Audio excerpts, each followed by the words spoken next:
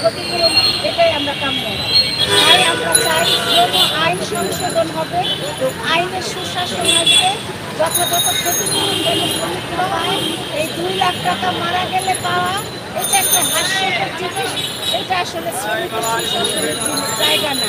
তাই আমরা চাই শ্রমিক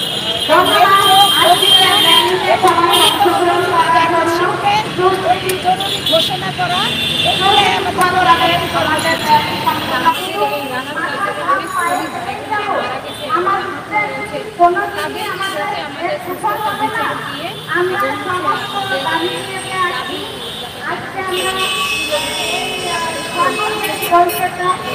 এই যে 12 বছর পার হইতেছে, আমাকে খাওয়া পড়া নাই, চিকিৎসা নাই। এই যে আর এই যে হলো কয়টা আমাকে ক্ষতি দিয়েছে। বিচারও কোনো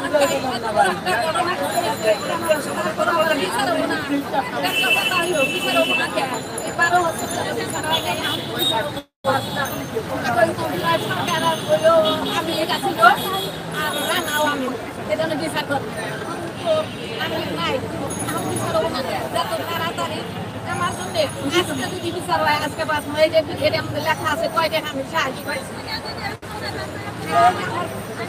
এই যে আমার উচিত এটার মধ্যে হলো আমার ডাক্তারের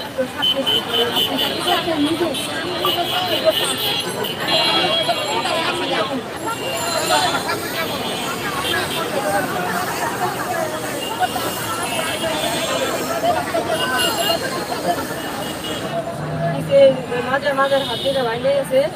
আমার 3 ঘন্টা পরে ভাই করেছে, ভিতরে ছিল 3 ঘন্টা পরে ভাই করেছে।